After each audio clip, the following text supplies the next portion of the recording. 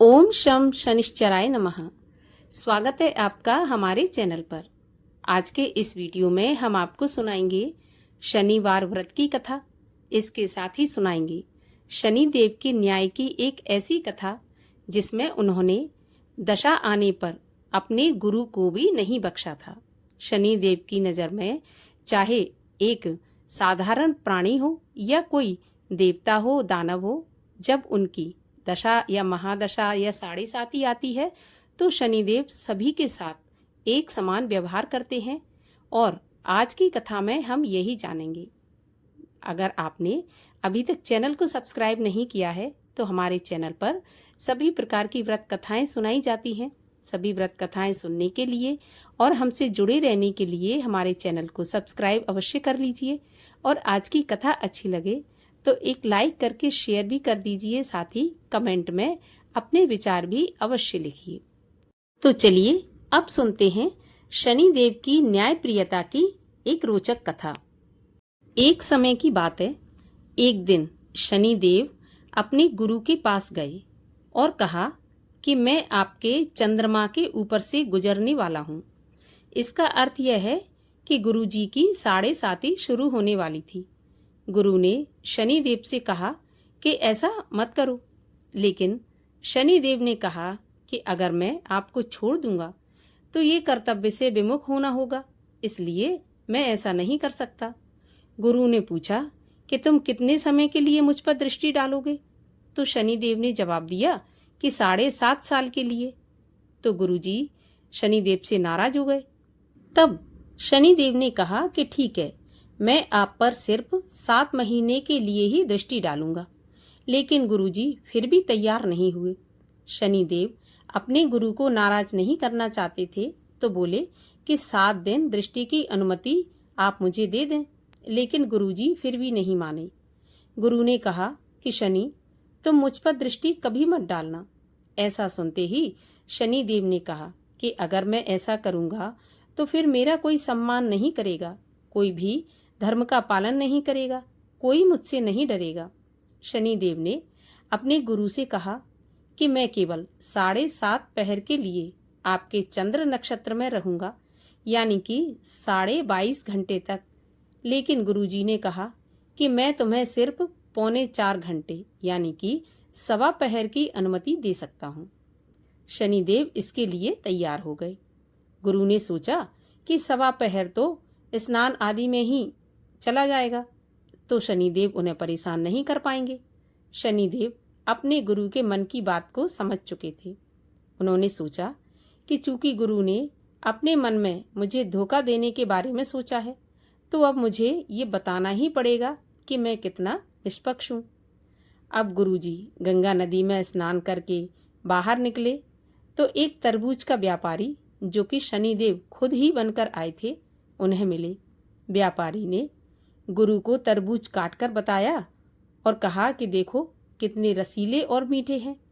उन्हें देखकर गुरुजी का मन तरबूज खाने को ललचाने लगा और गुरुजी ने तरबूज खरीद लिए और अपने झोले में डालकर निकल पड़े। गुरुजी जिस शहर की तरफ चल दिए थे, वहां के राजा और प्रधानमंत्री के बेटे शिकार के दौरान जंगल में खो गए थे। रात तक जब वो वापस नहीं आए तो राजा ने उनकी खोज के लिए सैनिकों को भेजा। इन सैनिकों ने गुरुजी को आते देखा, जिनके हाथ में झोला था। इस झोले में से लाल रंग का एक पदार्थ निकल रहा था। सैनिकों ने गुरुजी को रोका और झोला खोलकर देखा तो सब सन्न रह गए, क्योंकि गुरुजी के झोले में राजा और प्रधानमंत्री के बेटों के सिर थे और उनमें से रक्त बह रहा था। सैनिक गुरुजी को पकड़कर राजा के पास ले गए, जहां गुरुजी को मृत्युदंड की सजा सुना दी गई। अब गुरुजी समझ चुके कि शनि का प्रकोप झेल रहे हैं और अब कुछ ही समय बाकी है। अब सैनिक राजा के आदेश के बाद गुरुजी को लेकर उस स्थान पर पहुंचे जहां पर पहले से जल्लाद तैनात थे। जल्लादों ने जैसे ही गुरुजी को मारने की कोशिश की तो गुरु ने उन्हें लालच दिया और कुछ समय के बदले चांदी के सिक्के देने की बात कही। जल्लादों ने लालच में आकर गुरुजी की बात मान ली थोड़ी देर के बाद राजा के दरबार में उसके और प्रधानमंत्री के बेटे कुशलता के साथ पहुंच गए। सकुशल बच्चों को देख राजा गुरुजी का ध्यान आया और तुरंत मृत्युदंड को रुकवाकर सम्मान से उन्हें दरबार में लाने को सैनिकों से कहा गया। गुरुजी को सम्मान से दरबार में लाया गया, सम्मानित किया गया। चांदी की मुद्राएं दी गईं, जिनमें से कुछ गुरुजी ने जल्लादों को अपने वचन के अनुरूप दे दी। जब शनिदेव की दृष्टि पड़ने का समय समाप्त हो गया तो गुरुजी के सामने शनिदेव आए और पूछा कि आप कैसे हैं। तब गुरुजी ने कहा कि जब सिर्फ 4.25 घंटे में मैं मृत्यु शैया पर पहुंच सकता हूं, मुझ पर कलंक लग सकता है, तो फिर आम लोगों का क्या होगा जिन पर तुम 7.5 और ढैया लगाते हो। गुरुजी ने शनिदेव से वचन लिया कि इतना विचलित कभी किसी को नहीं करोगे। इस पर शनिदेव ने कहा कि मैं वचन देता हूँ कि अगर मेरी दशा और महादशा में किसी ने अहंकार नहीं किया तो मैं भी उसे परेशान नहीं करूँगा, लेकिन अगर किसी ने अहंकार दिखाया, अधर्म के रास्ते पर चला, तो फिर मैं उसे दंड अवश्य दूंगा। इस प्रकार शनिदेव ने अपने गुरु को वचन दिया और जब उनकी दशा महादशा आती है तो मनुष्य को अहंकार रहित होकर धर्म के मार्ग पर ही चलना चाहिए। शनिदेव कभी भी परेशान नहीं कर सकते। और आइए अब सुनते हैं शनिवार व्रत की कथा। एक बार की बात है, एक समय सूर्य, चंद्रमा, मंगल, बुध, बृहस्पति, शुक्र, शनि, राहु और केतु, इन सभी ग्रहों में आपस में झगड़ा हो गया कि हम सब में से बड़ा कौन है। सब अपने आप को बड़ा कहते थे। जब आपस में कोई निश्चय नहीं हो सका तो सबके सब आपस में झगड़ते हुए इंद्र के पास गए और कहने लगे कि आप तो सभी देवताओं के राजा हो, इसीलिए आप हमारा न्याय करके हमें ये बतलाइए कि हम 9 ग्रहों में से सबसे बड़ा कौन है। राजा इंद्र तो इनका प्रश्न सुनकर घबराई गए और कहने लगे कि मुझ में ऐसा सामर्थ्य नहीं है जो मैं किसी को बड़ा या छोटा बताऊं। मैं अपने मुख से कुछ नहीं कह सकता। हाँ, एक उपाय अवश्य बता सकता हूँ। इस समय आप पृथ्वी लोक पर जाइए, वहां पर राजा विक्रमादित्य सभी के दुखों का और समस्याओं का निवारण करते हैं, इसलिए तुम सब मिलकर उन्हीं के पास जाओ, वही तुम्हारे दुखों का निवारण करेंगे। ऐसा वचन सुनकर सभी ग्रह देवता चलकर भूलोक में राजा विक्रमादित्य की सभा में जाकर उपस्थित हुए और अपना प्रश्न राजा के सामने रखा। राजा उनकी बात सुनकर बड़ी चिंता में पड़ गए कि मैं अपने मुख से किसको बड़ा और किसको छोटा बताऊं। जिसको छोटा बताऊंगा वही क्रोध करेगा, परंतु उनका झगड़ा निपटाने के लिए उन्होंने एक उपाय सोचा। उन्होंने सोना, चांदी, कांसा, पीतल, शीशा, रांगा, जस्ता, अभ्रक और लोहा, इन 9 धातुओं के 9 आसन बनवाए। सब आसनों को क्रम से, जैसे कि सोना सबसे पहले और लोहा सबसे आखिरी में बिछाया गया। और राजा ने सभी ग्रहों से कहा कि आप सब अपने अपने आसन पर विराजमान हो जाइए। जिसका आसन सबसे आगे वह सबसे बड़े और जिसका आसन सबसे पीछे वह सबसे छोटा जानिए। अब क्योंकि लोहा सबसे पीछे था और वह शनिदेव का आसन था, इसलिए शनिदेव समझ गए कि राजा ने मुझको सबसे छोटा बना दिया। इस पर शनिदेव को बड़ा क्रोध आया और शनिदेव ने राजा से कहा कि राजा, शायद तू मेरे पराक्रम को जानता नहीं है। सूर्य एक राशि पर 1 महीना रहते हैं, चंद्रमा 2.25 दिन, मंगल 1.5 महीना, बृहस्पति 13 महीने, बुध और शुक्र 1 महीने, परंतु मैं एक राशि पर 2.5 अथवा 7.5 साल तक रहता हूँ। बड़े बड़े देवताओं को भी मैंने भीषण दुख दिया है। राजन सुनो, जब राम जी को 7.5 आई तो उन्हें वनवास हो गया, और जब रावण पर आई तो राम और लक्ष्मण ने सेना लेकर लंका पर चढ़ाई कर दी और रावण के कुल का नाश कर दिया। अब राजा तुम सावधान रहना। तो राजा कहने लगा कि जो कुछ भाग्य में होगा देखा जाएगा। उसके बाद सभी ग्रह तो प्रसन्नता के साथ वहां से चले गए, परंतु शनिदेव बड़े क्रोध के साथ वहां से पधारे। कुछ काल व्यतीत हो जाने पर जब राजा को 7.5 की दशा आई तो शनिदेव घोड़ों के सौदागर बनकर अनेक सुंदर घोड़ों के साथ राजा की राजधानी में आए। जब राजा ने सौदागर के आने की खबर सुनी तो अपने अश्वपाल को अच्छे अच्छे घोड़े खरीदने की आज्ञा दी। अश्वपाल ऐसी अच्छी नस्ल के घोड़े देखकर और उनका मूल्य सुनकर चकित हो गया और तुरंत ही उसने राजा विक्रमादित्य को सूचना दी। राजा उन घोड़ों को देखकर उनमें से एक अच्छा सा घोड़ा चुनकर सवारी के लिए चढ़ा। राजा के घोड़े की पीठ पर चढ़ते ही वह घोड़ा जोर से भागा। घोड़ा बहुत दूर बड़े जंगल में जाकर राजा को छोड़कर वहां पर गायब हो गया। इसके बाद राजा अकेला जंगल में भटकता फिरता रहा। कुछ देर के पश्चात राजा को भूख लगी। राजा ने भूख और प्यास से दुखी होकर भटकते भटकते एक ग्वाले को देखा। ग्वाले ने राजा को प्यास से व्याकुल देखकर पानी पिलाया। राजा की उंगली में एक अंगूठी थी, सो राजा ने उसे निकालकर खुशी खुशी उस ग्वाले को दे दी और स्वयं शहर की तरफ चल दिया। राजा शहर में पहुंचकर एक सेठ की दुकान पर जाकर बैठ गया और अपने आप को उज्जैन का रहने वाला और अपना नाम बीका बता दिया। सेठ ने उसको कुलीन मनुष्य समझकर जल इत्यादि पिलाया। भाग्यवश उस दिन सेठ की दुकान पर बिक्री बहुत अच्छी हो गई। तब सेठ उसको भाग्यवान पुरुष समझकर भोजन कराने के लिए अपने साथ ले आया। भोजन करते समय राजा ने आश्चर्य की एक बात देखी कि खूंटी पर एक हार लटक रहा है और वह खूंटी उस हार को निगल रही है।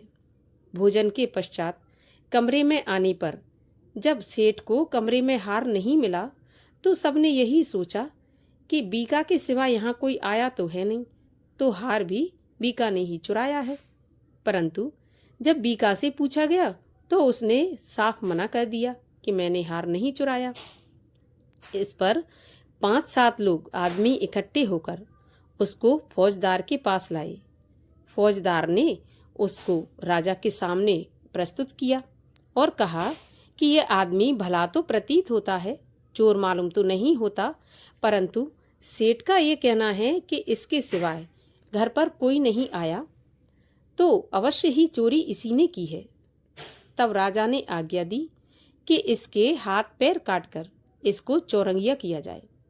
राजा की आज्ञा का तुरंत पालन किया गया और बीका के हाथ पैर काट दिए गए। इस प्रकार कुछ काल व्यतीत होने पर एक तेली उसको अपने घर ले आया और कोलू पर उसको बिठा दिया। बीका उस पर बैठा हुआ जुबान से बैल हाँकता रहा। शनि की दशा समाप्त हो गई और एक रात को वर्षा ऋतु के समय वह मल्हार राग गाने लगा। उसका गाना सुनकर उस शहर के राजा की कन्या उस राग पर मोहित हो गई और दासी को खबर लेने के लिए भेजा कि देखकर आओ ये शहर में कौन गा रहा है। दासी सारे शहर में फिरती फिरती क्या देखती है कि तेली के घर में एक चौरंगिया राग गा रहा है। दासी ने महल में आकर राजकुमारी को सारा वृत्तांत सुना दिया। बस उसी क्षण राजकुमारी ने अपने मन में यह प्रण कर लिया कि चाहे कुछ भी हो जाए, विवाह तो मैं इसी चौरंगिया के साथ ही करूंगी। प्रातःकाल होते ही जब दासी ने राजकुमारी को जगाना चाहा तो राजकुमारी तो अनशन व्रत लेकर पड़ी रही। तब दासी ने रानी के पास जाकर राजकुमारी के ना उठने का सारा वृत्तांत कहा। रानी ने तुरंत ही वहां पर आकर राजकुमारी को जगाया और उसके दुख का कारण पूछा। तो राजकुमारी ने कहा, माताजी, मैंने ये प्रण कर लिया है कि तेली के घर में जो चौरंगिया है उसी के साथ विवाह करूंगी। माता ने कहा कि ये कैसी बात कर रही हो, तुम्हारा विवाह तो किसी देश के राजा के साथ किया जाएगा। कन्या बोली, माताजी, मैं विवाह उसी के साथ करूंगी, चाहे कुछ भी हो जाए, मैं अपना प्रण नहीं तोड़ूंगी। तो माता ने चिंतित होकर यह बात राजा को बताई। जब महाराज ने भी आकर यह समझाया कि मैं अभी देश देशांतर में अपने दूत भेजकर सुयोग्य, रूपवान एवं बड़े से बड़े गुणी राजकुमार के साथ तुम्हारा विवाह करूंगा। ऐसी बात तुमको नहीं सोचनी चाहिए।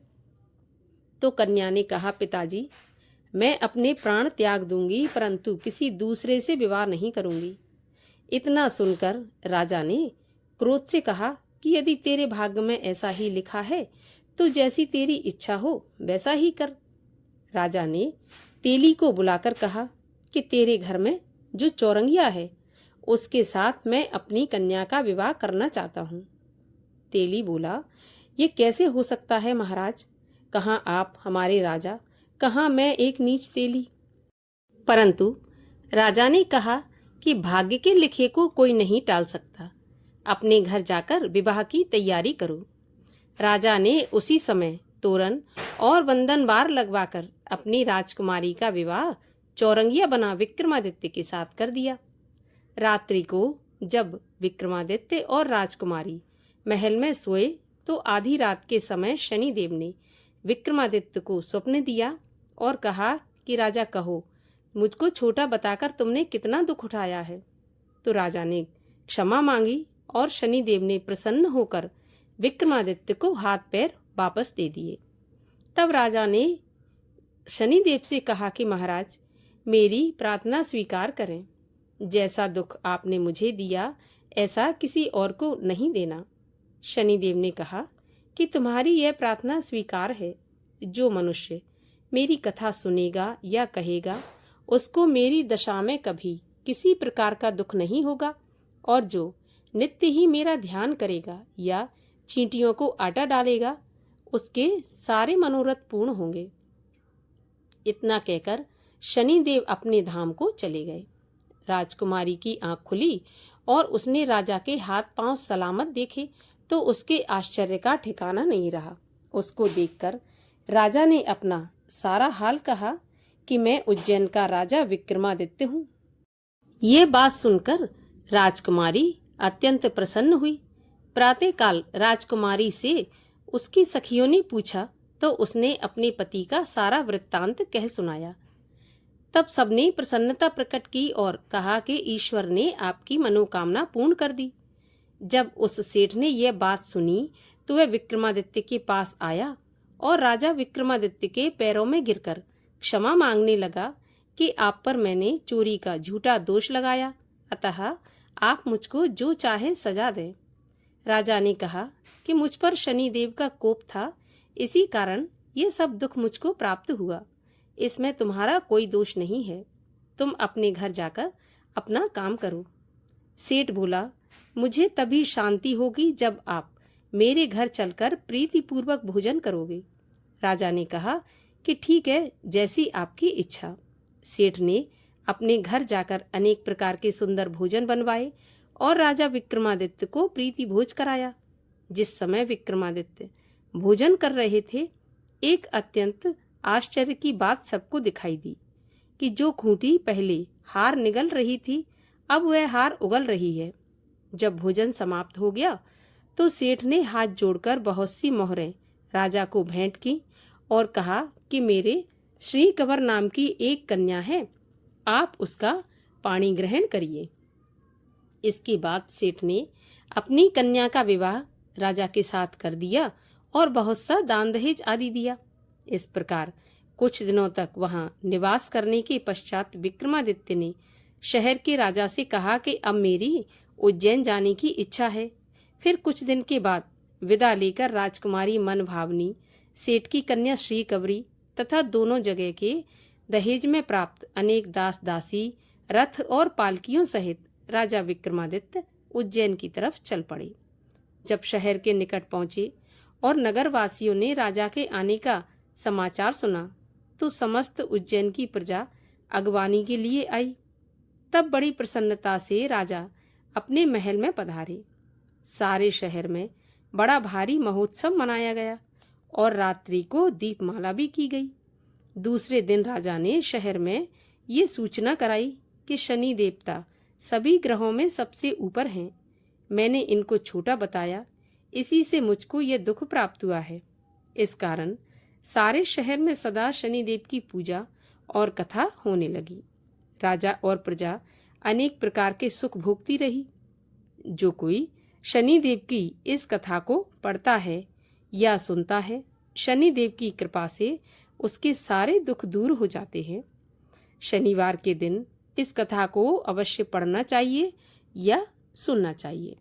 बोलिए शनिदेव महाराज की जय।